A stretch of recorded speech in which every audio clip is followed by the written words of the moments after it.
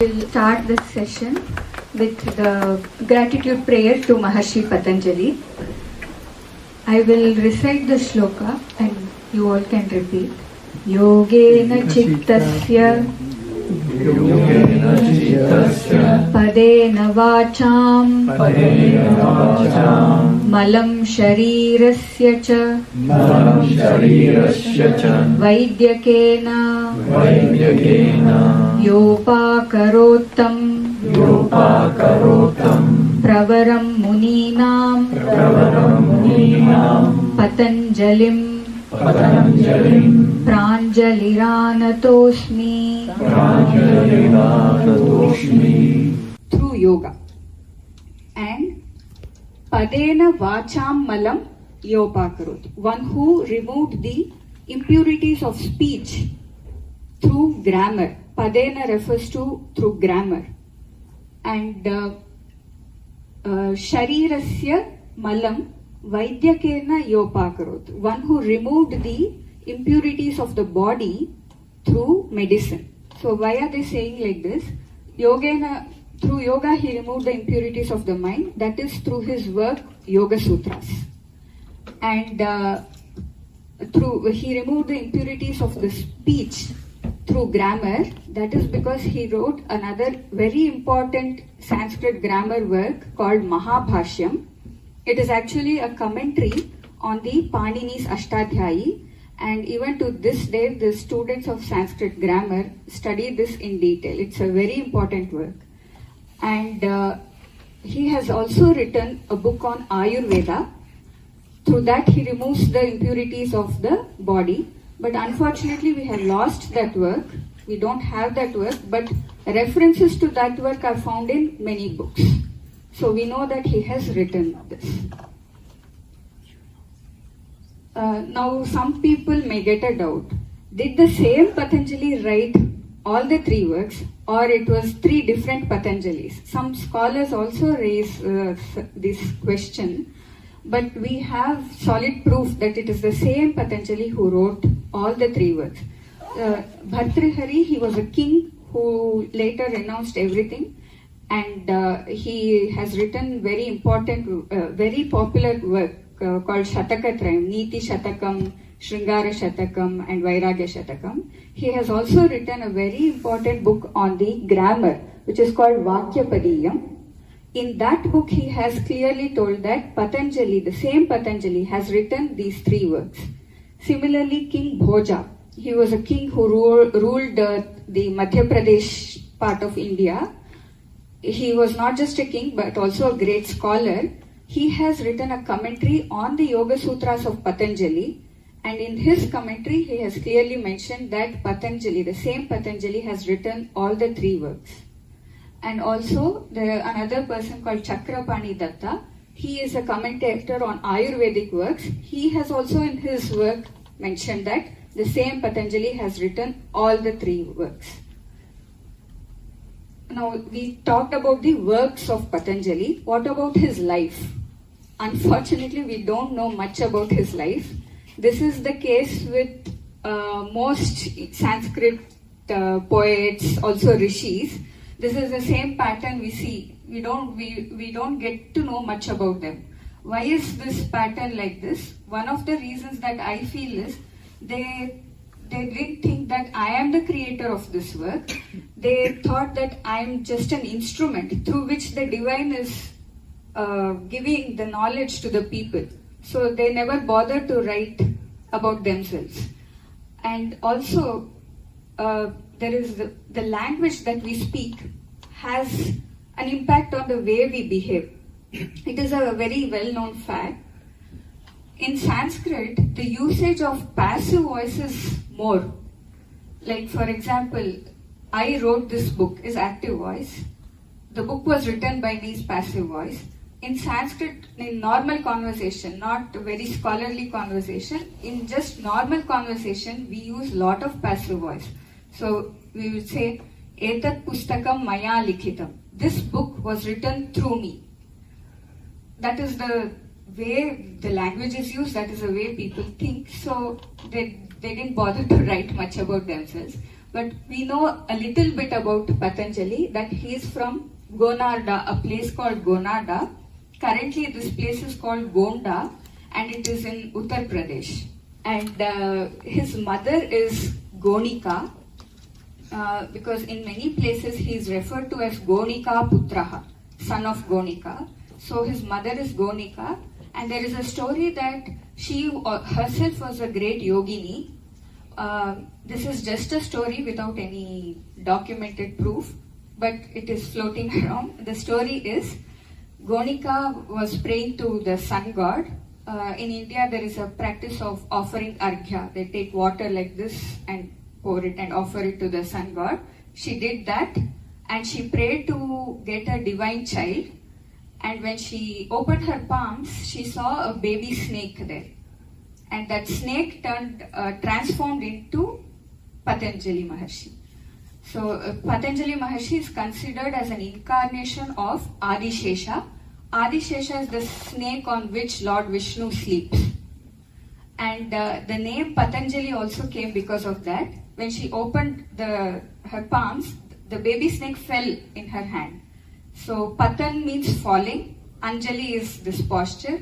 So Patan Anjali together became Patanjali.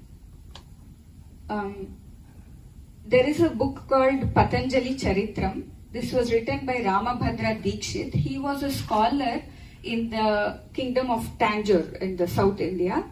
He has written a work which has 600 verses, but again he has written this work listening to the stories that are floating around. We don't have proof for that. But the Encyclopedia of Indian Philosophy, they have approximately found something, and they have told that he lived in this period, 150 BCE to 400 BCE. This is about Patanjali, the author of the Yogasutras. Now, I have a question for you. What do you think? This Yoga Sutra, is it completely Maharshi Patanjali's idea, or was there previous works and did he compile and document it in a systematic manner? What do you all think? What could have happened? Compilation. Okay, yeah. We will Patanjali himself reveals the answer to this. We will come to know in a few minutes. So first we will recite the sutras. We will recite 10 sutras, and then I will explain the meaning of the sutras. So these are not sutras. This is just the intro, like the title. So whenever in any Sanskrit work, when we recite, we first tell what are we reciting, the title, and then we recite. So this is the thing. I will recite, and then you can all repeat after me. Atha Patanjala Yogasutrani Prathamodhyayah Samadhipadah. Prathamodhyayah is first chapter, and the name of the first chapter is Samadhipada. There are actually 4 chapters in total. We'll do the first chapter. Atha Yoganuशासनम् Yogaschittavritti nirodhah Tada DraShTuh Swarupeva sthanam Vritti sarupyam Itaratra Vrittayah panchatayah Klishta klishta. This is a big word, but I will tell it part by part. Pramana Viparyaya Vikalpa Nidra smritayah Pratyaksha Anumanagama प्रमाणानि विपर्ययो मिथ्याज्ञानम् अतद्रूपप्रतिष्ठम् शब्दज्ञानानुपाति वस्तुशून्यो विकल्पः अभाव प्रत्ययालंबना वृत्तिर्निद्रा. In the end, if there is time, maybe if you want to chant and if you want pronunciations to be corrected, then we can do if there is time. So the first sutra, Atha Yoganushasanam. This word Atha, it has various dimensions of meanings. First is, it is considered as a very auspicious word. There is a very popular shloka which says, Omkarascha Atha Shabdascha Dvavetau Brahmanav Pura Kantham Bhitva Viniryatau Tasmat Mangalika Vubhav. That is, Omkara and Atha. These two came from the throat of Brahman, the primordial supreme being through which everything got created. From his throat, these two words came, so they are considered very auspicious. And meaning, if you see the meaning, the commentary says, Atha ityayam adhikaratah. That is, Atha means adhikara, they say. Adhikara means subject matter. So, what is the subject matter of this text?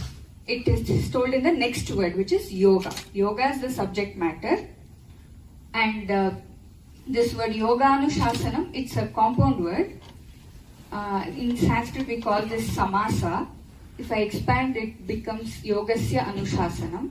I think in Dutch also you have a lot of compound words. You join many words. So this Anushasanam. First I'll tell what is yoga, and then we'll see what is Anushasanam. Yoga, in Sanskrit, all words are derived from root words which are called dhatus. So when we understand the meaning of the dhatu, we'll get to understand the correct meaning. This yoga is from a root word called yuj. There are three yuj actually, with three different meanings. I have taken only the two. The yuj samadho. This is the meaning that applies to the Yogasutras. Yuj samadho means, yuj means samadhi. Samadhi is not a person like sitting like this and not eating and bones. That is not samadhi actually. Samadhi is concentration, and meditation is also samadhi. A focused mind, that is samadhi. This is the meaning that applies here, but I think many of you would have heard that yoga means union. That is the meaning you would have heard. That is also one meaning, but in the case of Yogasutras, that is not, that we should not take that meaning. Yuj yoge, this meaning, the meaning of union, that meaning can be taken in the case of Hatha Yoga texts. So there the philosophy is the union of Jivatma and Paramatma. Jivatma, the individual souls, which are actually a part of that big thing through which everything got created, which is all pervading. The union of those two is yoga. There are practices to attain that state. But in Yogasutras, it is mainly working on the mind. As I told, it is a proper dissection of the mind, study of the mind, how to deal with the mind. That is what the Yoga Sutra is. So here it is Yuja Samadho. In Hatha Yoga, they have another principle, that is the union of prana and apana. That also they focus on. So that is, there are 5 pranas. Prana is the life force energy. It is not just air, but the air which goes within and which is the life force. So there are 5 pranas. Prana, apana, udana, samana and vyana. When we normally breathe, we breathe till the chest. if you put little effort, it may go little down.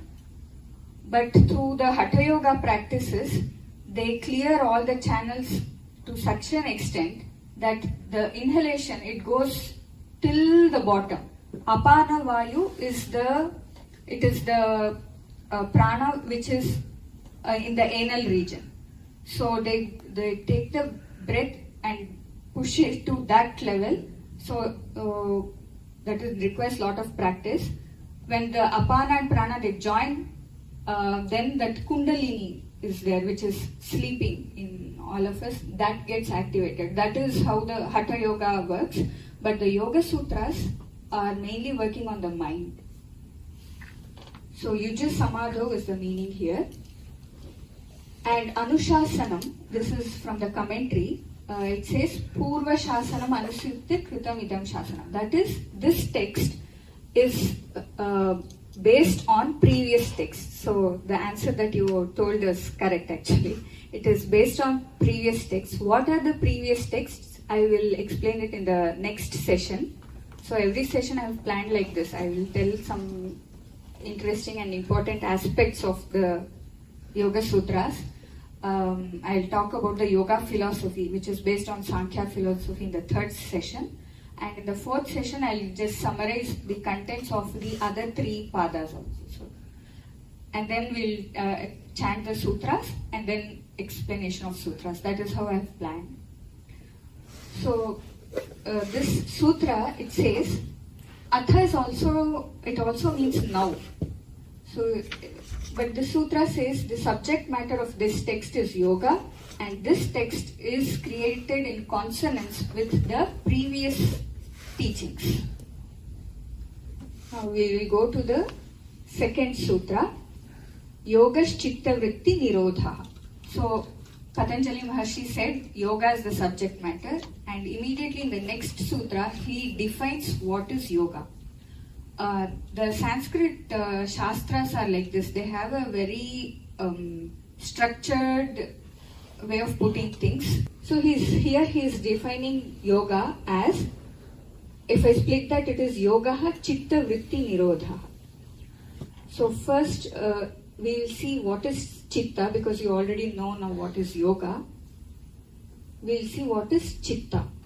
Chitta, roughly people say it as mind. I also will use it as mind sometimes. But know that it is not just mind. It has three components. Chitta is composed of manas, buddhi and ahankara. And the chitta is in direct contact with the Atman, or it is also called Purusha. The Atman or the Purusha is that one thing within each of us which is not changing. So my thoughts have changed, my body has changed, my intelligence has changed from when I was a 5-year-old girl to now, but still I am Shubha. What is that thing that has not changed? That is that Atman or Purusha. Atman is the word used in the Vedantic field. Purusha is in the yoga philosophy, we use the term Purusha. It's almost the same, there is slight difference, but we don't need to go into the difference. So if I use Atman or Purusha, it means the same. I will keep using it interchangeably. The Atman is not in direct contact with the external world. He is in contact with the manas. This Atman is in contact with the manas, and the manas is in contact with the external world through the sense organs. This Purusha enjoys the world through this manas and not directly. So the manas, what it does is, it receives inputs from the sense organs. And once it receives the inputs, if the inputs are coming, the same inputs are coming constantly, it forms impressions. And this mind, the manas, does not think, it does not, it is called jada. Jada means it doesn't have its own life. It takes the energy from the Purusha only. This manas is reactive. When some stimulus comes from outside, it just reacts. But the buddhi part, it is the intellect. When a stimulus comes, it just doesn't react impulsively. It analyzes based on past experiences, based on the learnings, the knowledge that is stored. So it takes all that into account and it analyzes and then responds. And the ahankara, it is ego. What it does is it gives this false sense of identification. So we start identifying too much with our thoughts, emotions because of this ahankara. So chitta is manas, buddhi and ahankara together. And this is a shloka from Kathopanishad which describes this, what I explained, through the analogy of a chariot. Atmanam rathinam vidhi. So consider the Atman or the Purusha as the person sitting in the chariot. He is the one who is going on a ride in the chariot. Shariram ratham evatu. And the body is the chariot. Ratham is a chariot in Sanskrit. Buddhim tu sarathim vidhi. And consider the buddhi, the intellect, as the charioteer who drives the chariot. Manaha pragraham evacha. And the mind is the reins through which we hold the horses. Indriyani hayanahuhu. The five senses are the horses. And Vishayans Teshu Gochara. And the world becomes known to us through those senses. Atmendriya Mano Yuktam Bhokta Iti Ahuhu Manishinaha. So Atma, the one who is with the Atma and Indriyas, he is the Bhokta, he is the enjoyer or the experiencer. That is what people, the intelligent people have told. So whatever I told, that is represented in this shloka with the analogy of a chariot. So now yogaha chitta vritti nirodhaha, it says. So what is yoga? Yoga is the cessation.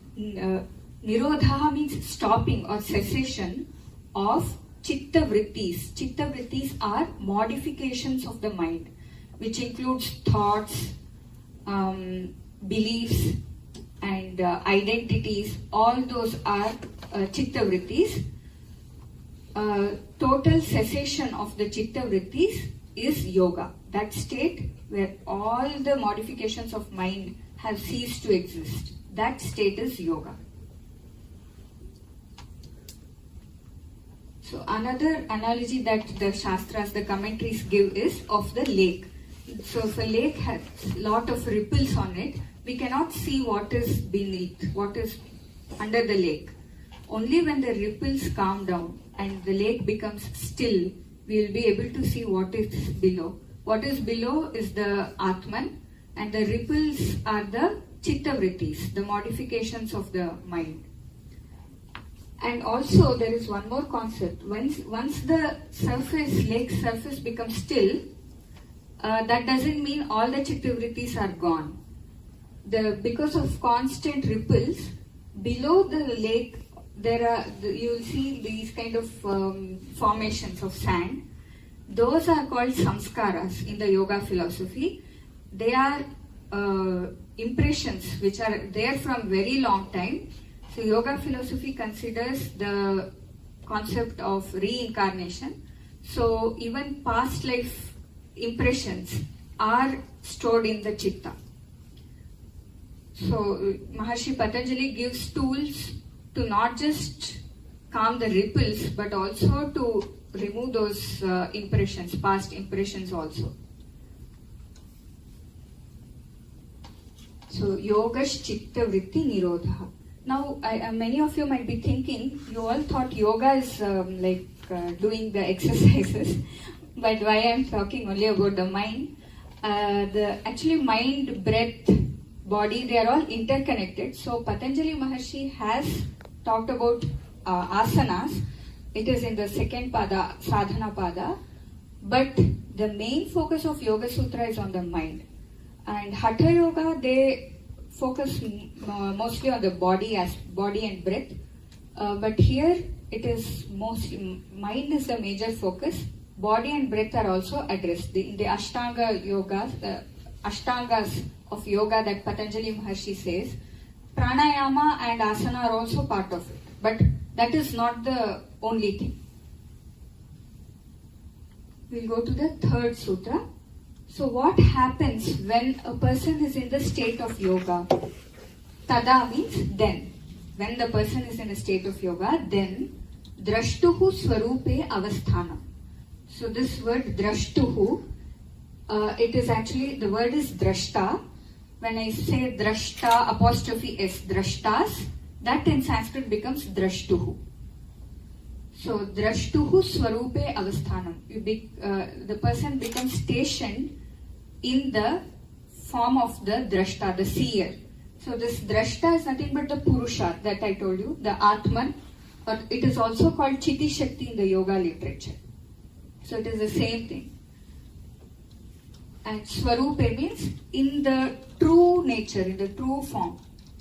Avasthanam is stationed. So when the ripples are all calm, when all the impressions are gone, then the person becomes stationed in the true self. That is what the third sutra says. So this is the Tada DraShTuhu swarupe avasthanam and vritti sarupyam itaratra. This is the fourth sutra. So when a person is in the state of yoga, what happens? Patanjali Maharshi told in the third sutra. When the person is not in the state of yoga, what happens? He says in the fourth sutra. Vritti sarupyam itaratra. Itaratra means in other places. That is, other than the state of yoga, vritti sarupyam happens. Vritti sarupyam means, vritti is the modification. Sarupyam means too much identification. Identifying too much with the vritti. That is what happens in any state which is other than the state of yoga.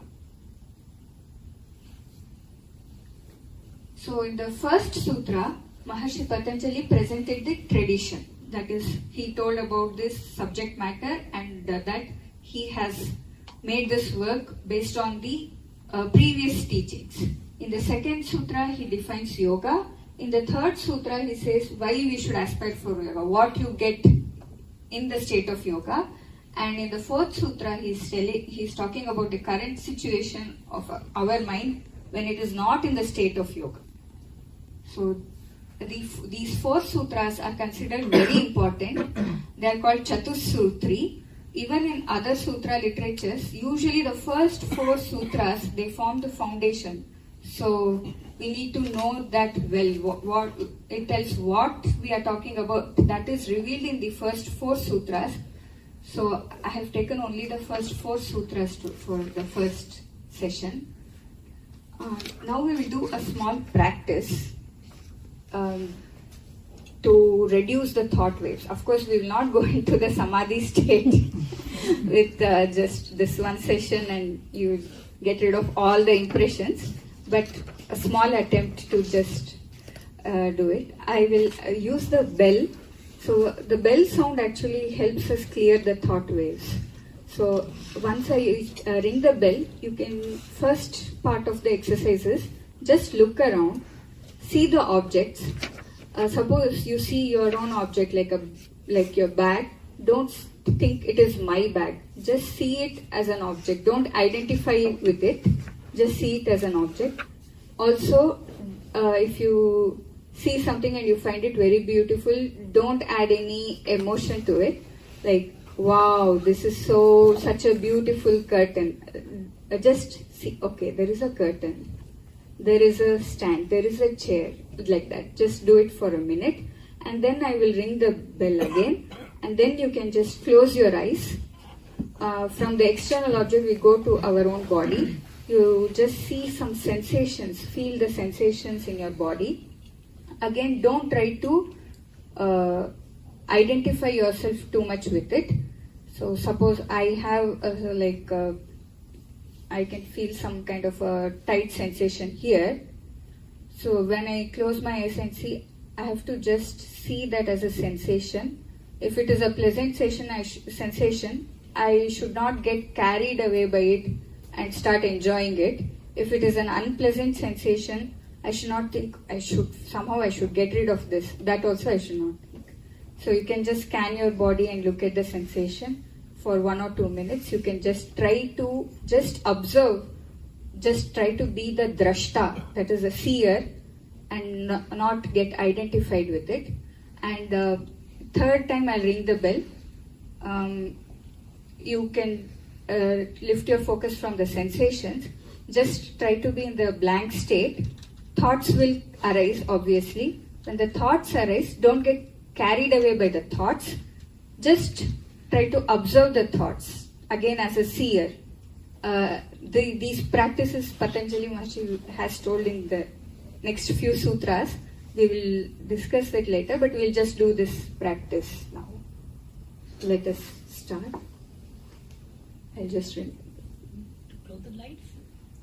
Lights. Okay, I think it will be better. Oh, but to see. Yeah, we'll start. First, you keep the eyes open and you can just observe the things around.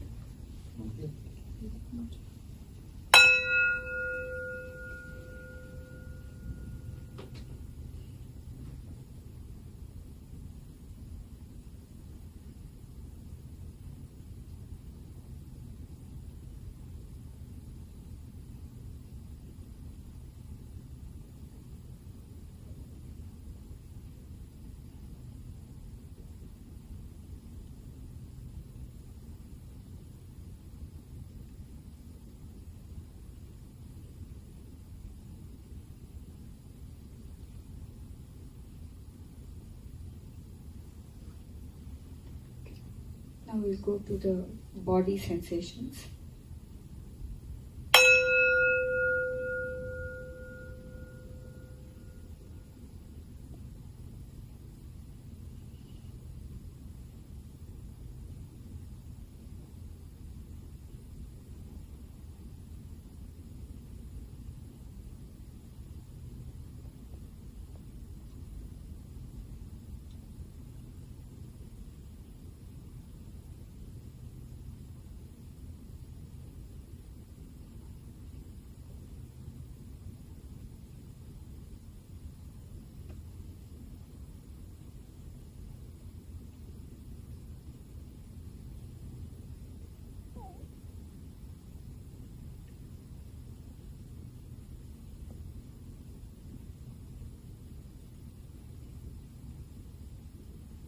And now the thoughts.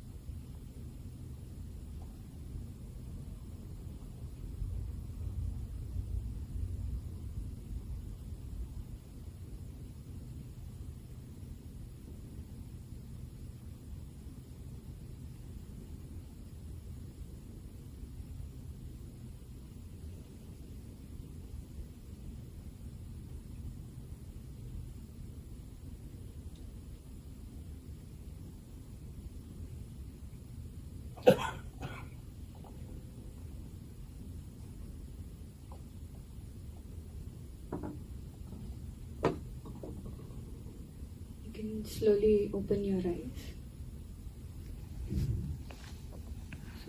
How did you feel doing this? Anybody wants to share? Yeah. How did you feel when you distanced yourself from the thought, from the sensation? Relaxed. Relaxed. More and more relaxed. Okay. Yeah. Thank you for sharing. So in the next session, we'll continue with the next sutra. It talks about the types of vrittis, types of modifications that happen in the mind. Yeah. I just wanted to ask, so what was the exercise for? This was to stop that habit of getting too much identified with the objects around us, with the sensations in the body, and with the thoughts. So this exercise was for that. So is it good to have thoughts, or one should not have thoughts? It's not that you need not control your thoughts. You just allow them, but don't get carried away by them. When a thought arises, see it as a thought. Oh, okay, one thought is just coming. Don't get carried away by that thought. That is what. Should we let it go, or try to make the mind blank, or You don't need to try at all. Just let it go. But just don't get carried away by the thought. This practice has actually helped me a lot personally. So I was having this fear of illness, fear of falling sick. And it was very strong fear. So then I started doing this practice. Whenever that fear was coming, I distanced myself from it. I said, okay, this is just a thought. Only if I get associated with it, then it gets power. But this is just a thought. And I kept doing it, and now I have overcome that fear. So it really helps. You can do it in your home also. So in the next session, I'll talk about the vrittis. That is from the 5th sutra, the types of modifications of the mind. And also, Patanjali Maharshi gives the tools to reduce these vrittis. For the beginners, the tools he suggests. So this is the sutra, vrittaya panchataya. There are 5 vrittis, 5 major vrittis. All the modifications of the mind can be grouped into these 5 categories. And each of the vrittis can be either of klishta or aklishta. We will discuss that next class. So, anybody wants to recite the sutras, looking at the thing, or you want your pronunciations to be corrected? We can do that now.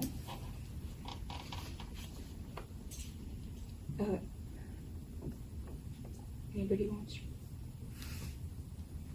I can help you. Yeah.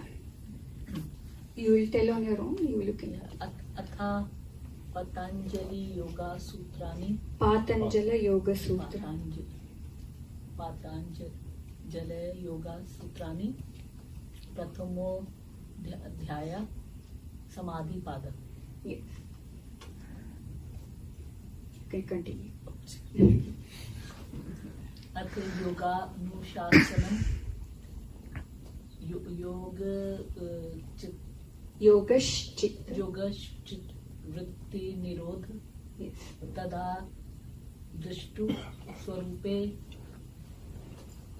You can split it. Avasthanam. Yeah. If you join it and read Swarupe Avasthanam, or you can say Swarupe Avasthanam. Anybody else wants to do the next part? वृत्ति सारूप्यम इतरत्र. Yes. वृत्तेः पंचतः क्लिष्टा अक्लिष्टः प्रमाण विपर्य विकल्प निद्रा स्मृतेः. Yes. प्रत्यक्ष अनुमान आगमः प्रमाणानि विपर्यो मिथ्या ज्ञानम अतद्रूप प्रतिष्ठम शब्द ज्ञानानुपाति वस्तु शून्यो विकल्पः अभाव प्रत्यावलंबन वृत्ति निद्रा. Pratyalambana Vrittir Nidra. वृत्तिर्निद्रा. Yes. Thank you. Okay. So, if this is a peace prayer, but before that, any questions or any discussions you want to have, we can have for a few minutes. Any? Sorry, what was the meaning? The previous one? Of this one? The previous slide? This one, we will discuss it in the Okay. next session. So these are the sutras we will do. Can you just go back one slide, please? I just want to Yeah. take a picture, I think. This one. Yeah. So, I know that the Yogasutras is a very skinny little book, Yeah. and there's been many interpretations by many scholars over the years on the sutras, and in fact, a lot of the scholars have slightly different interpretations of them. Yeah. What is your views on that, and which would you consider to be some of the more notable commentators? So I would always go for the older commentaries. Older the better, because what happens in the sutra so in India we have a lot of sutra literature because it was all memorized. So to memorize small aphorisms were easier, but the commentaries. Why I say older the better, because the disciple of the teacher who wrote the sutra, he would have written a commentary. Sometimes the person who wrote the sutras only would have written commentaries. But those commentaries will be in Sanskrit. So I will always go and refer to those commentaries which are older. In the case of Yogasutras, Vyasa Bhashya, that is, this Vyasa is not the Vyasa who wrote Mahabharata, but it is a different Vyasa. That is considered as a very authentic commentary. Is it only in Sanskrit? Yeah, you will find translations of that commentary, but that is considered very authentic. And also King Bhoja's Raja Martanda commentary is also very, people do study that. That is also considered authentic one. And one more is Vachaspati Mishra. Even his commentary is considered very authentic. And those are very old ones. Do you have any more New contemporary recommendations? I would recommend the Ramakrishna Yeah, Mission's that's the famous one, yeah.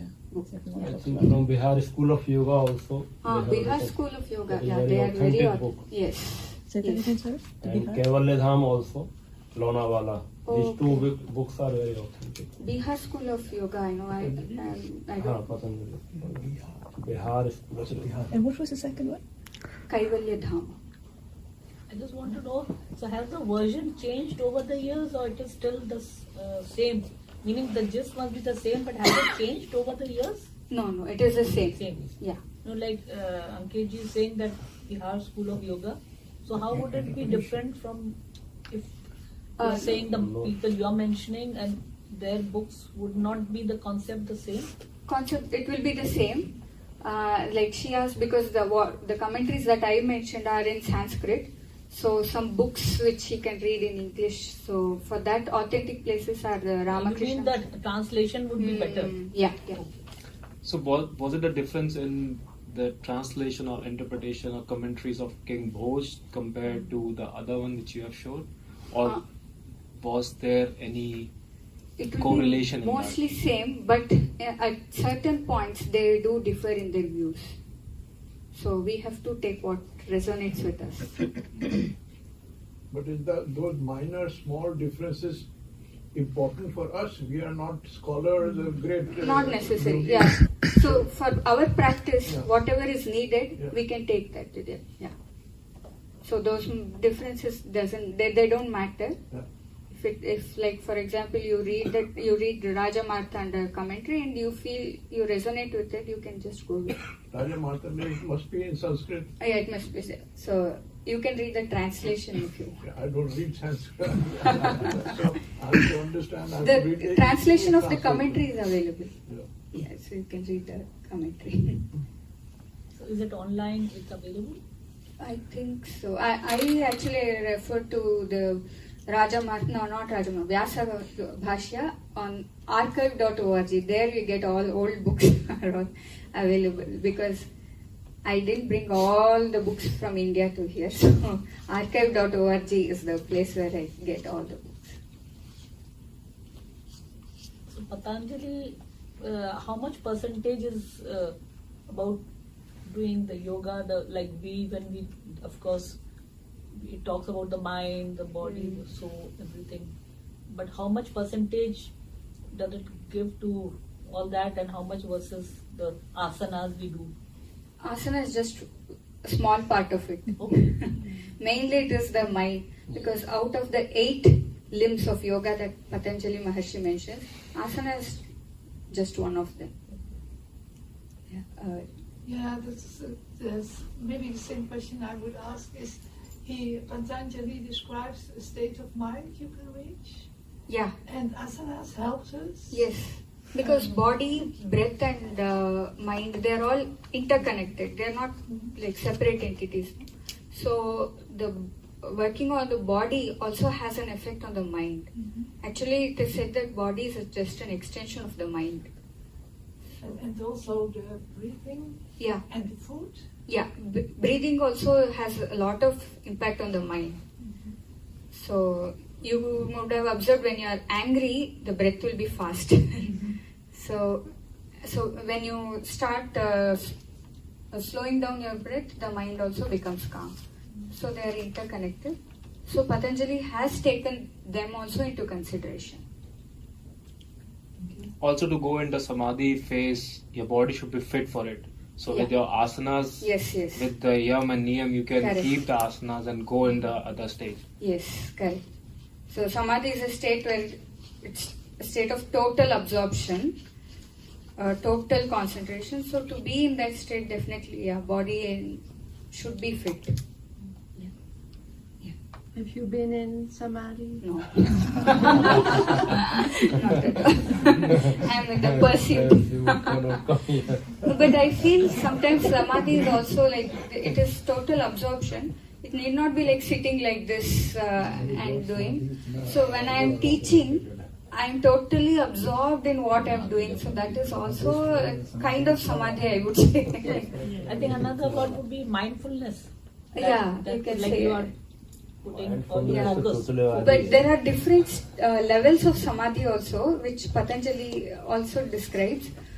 The final state is where all impressions, everything is gone and total identification. Now I identify myself as a wife, a teacher, all that. So those identifications are also, everything is, all the impressions are gone, and that state is what Patanjali describes.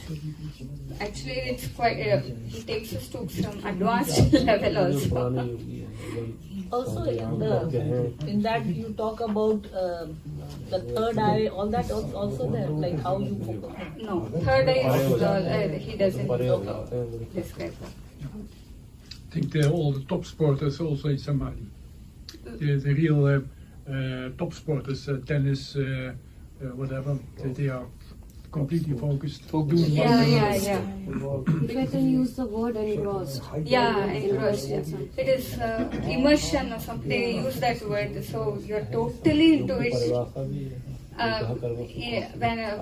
When I feel sick or I'm feeling very tired or not feeling well, my husband will say, "You go and take class." When I take class, I forget everything. And I after taking class, I feel so refreshed. So it's all in your mind. That saying is very correct. I think each one has something like that which makes you feel absorbed, forget everything, being totally into it. Everyone will have some activity like that, I think. You mentioned that he took he compiled the works of other scholars. So why is it that his work is most known and not the other scholars? The previous works they're not very systematic and organized like his. His is very systematic and like step by step tools he gives. But does he add additional information, or is it more just compiling? He has added few additional things. I feel it's not totally everything is borrowed, but he would have learnt it from his gurus, maybe. And maybe some are his own revelations, some have just come through him. So as a layman who doesn't have knowledge and you read the English version of, is it easy to understand, or it takes a lot of you need? Is it like easily explained? The thing is, sutras are like formula kind of thing. So it's very short, crisp, because it was we didn't have printing and all that long back. So they were just keeping everything in the memory. To keep everything in the memory, to be easy, if they are in form of short aphorisms. So sutras are like that. If you just read the sutra, you won't understand much. But the commentaries, they actually explain the sutras. And these commentaries, they come from the parampara. That is, the Guru would have explained it to his shishya. And it continues like that. So the commentaries are authentic ones. So commentaries are easy to understand for Yeah, a yeah. lay person. Yeah. Yeah, and they will explain each and every word of the sutra. So it will be detailed understanding of the sutra.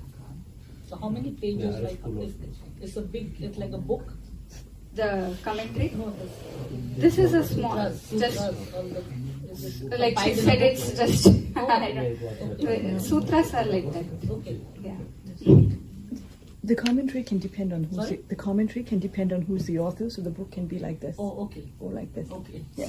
So main is the commentary. Otherwise, Because sutras are quite less. If I can just share, I'm reading it. जैसे मान लो मेरे मन में आया सूत्र के बारे में कोई, तो मैंने अपने हिसाब से कमेंट्री करी. आपके मन में आ रहा है तो आपने, तो कमेंट्री में भी डिफरेंट. Okay.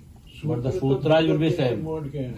Sutras तो everywhere concept will be same. It's a Commentary poem may be and the different. explanation. I think it's a, Explanation सबका कोई हो सकता है एग्जांपल दे के बताए. Particular example I can give. She wants to share. You're reading this. Yeah, I started a year ago. You got to read one line, one page or 2 pages, and then you have to rest. Yeah. Rest for like months. Yeah. You have to let it rest in your head. It needs to change your head before you. And you know, like you said, the sutras are organized, so it's the path.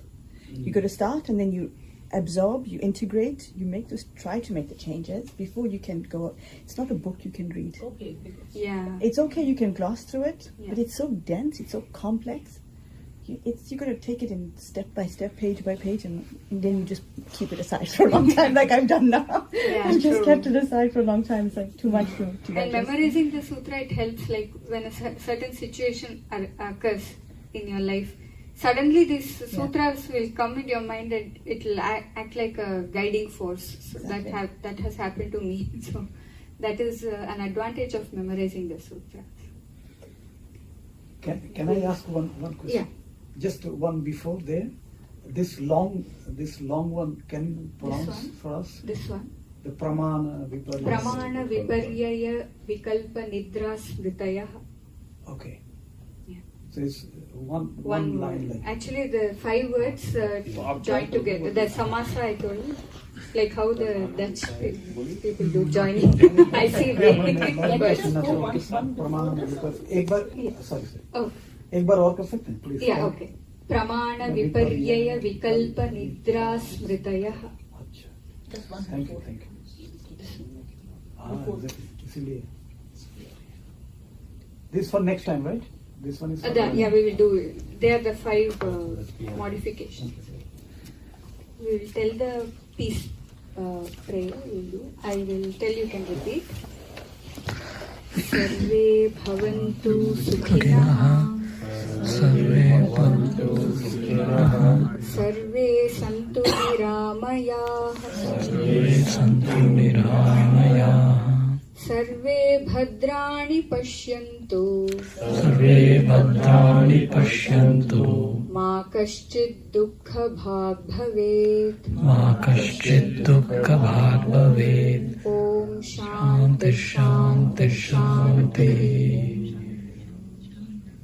So the prayer says, let everyone be happy. May everyone be happy. May everyone be free from diseases. May everyone see good things. And may nobody be part of sorrow. That is all. So thank you all so much for taking time on a weekday and coming for this session. I thoroughly enjoyed talking to you all. I hope I was able to give some value for your time. Thank you so much. Thank you.